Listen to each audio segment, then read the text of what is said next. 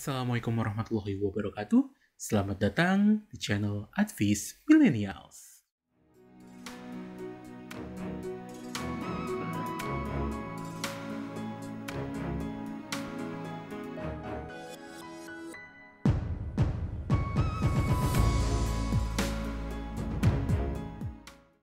Yang baru pertama kali datang di channel ini, salam kenal, nama saya Raffi Ahmad Razak, ST, MAB, AWP, QWP, AEPP, WMI. Nah, ini adalah video ke-6 dari series investasi. Wow, udah banyak ya. Jadi yang pertama itu saya ngejelasin investasi itu apa, yang kedua saya jelasin risiko investasi itu apa, yang ketiga aset real, yang keempat aset keuangan, yang kelima saya ngejelasin tentang saham. Dan ini adalah yang keenam, saya akan menjelaskan mengenai obligasi atau surat utang. Jadi apa sih surat utang atau obligasi? Obligasi dapat dijelaskan sebagai surat utang jangka menengah panjang. Ya, menengah panjang karena ada yang 1 tahun, ada yang 2 tahun, yang dapat dipindah tangankan, yang berisi janji dari pihak yang menerbitkan untuk membayar imbalan berupa bunga pada periode tertentu, atau di sini disebutnya kupon biasanya.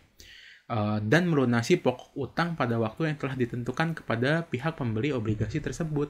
Jadi sistemnya itu kalau obligasi, kita misalnya, pada dasarnya kita adalah ngutangin baik itu perusahaan, baik itu negara, terus nanti mereka ngebayar istilahnya bunganya atau di sini sebutnya kuponnya ke kita, terus nanti di akhir periode yang dijanjikan mereka akan ngebayar si pokoknya kayak gitu.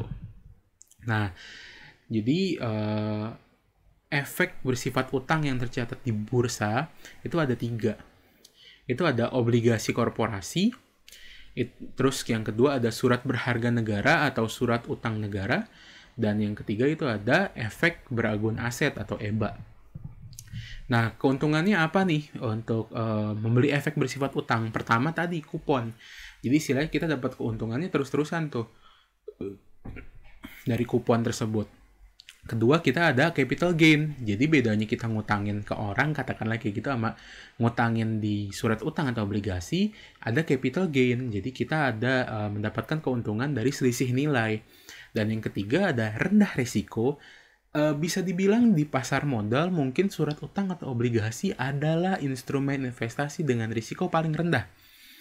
Karena risiko yang kita alami, terutama ya, apalagi kalau kita belinya ORI ya, obligasi retail Indonesia, atau tadi surat surat utang negara, itu jelas-jelas risiko yang kita terima itu hanya risiko sistematik. Apa itu risiko sistematik? Kalian tonton aja video saya, udah saya jelasin. Terus juga banyak pilihan, jadi sebenarnya mungkin yang terkenal itu yang tadi kayak SUN, surat utang negara, ada juga obligasi retail Indonesia. Tapi sebenarnya banyak pilihannya, jadi perusahaan-perusahaan juga banyak yang membutuhkan piutang gitu istilahnya. Jadi kita ya istilahnya bisa milih-milih lah perusahaan-perusahaannya. Oh ya, dan berdasarkan istilahnya kastanya, stratanya, pembayaran hutang itu lebih tinggi daripada pembagian dividen saham. Ya, jadi kalau misalnya suatu saat si perusahaan itu pilot atau bangkrut, yang dia masih punya utang, kita kan hitungannya kalau obligasi kita punya utang, dia punya utang ke kita pasti akan dikasih. Tapi kalau kita punya saham dia bangkrut atau pilot, belum tentu kita dapat uang, kayak gitu. Terus juga, nah ini perdagangan efek bersifat utang itu sistemnya itu OTC atau over the counter, dan dia udah ada kaidahnya jelas-jelas, itu ada di Fixed Income Trading System, dan sudah diatur di Centralized Trading Platform atau pelaporan transaksi efek. Jadi ini sistemnya sudah sangat jelas dan rapih ya di Bursa Efek Indonesia kayak gitu.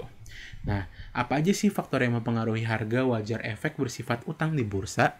Yang pertama itu ada interest rates atau suku bunga. Yang kedua ada faktor risiko.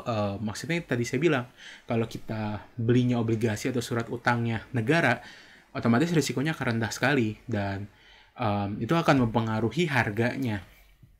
Dan sedangkan kalau kita beli yang surat utang perusahaan, mungkin kuponnya lebih tinggi, tapi risikonya pun lebih tinggi.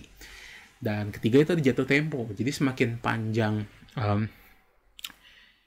durasi obligasinya ini akan semakin besar kuponnya, biasanya sih seperti itu. Kayak gitu, mungkin segitu aja untuk penjelasan surat utang atau obligasi. Like video ini jika kalian suka video ini, dan sebarkan ke sebanyak mungkin orang karena saya ingin sekali literasi keuangan Indonesia semakin meningkat. Subscribe channel saya untuk video-video semacam ini. Jadi channel ini berisikan tentang video-video sharing pengetahuan saya mengenai dunia finansial apapun. Kebetulan saya juga berkompeten di bidang itu. Apalagi ya? Oh ya, jika kalian ingin menyampaikan sesuatu kepada saya, silahkan tuliskan di kolom komentar video ini. Atau mungkin kalian bisa kontak dengan saya di sosial media yang saya taruh di deskripsi video. Terima kasih telah menonton. Nama saya Raffi Ahmad Razak. Pamit. Assalamualaikum warahmatullahi wabarakatuh.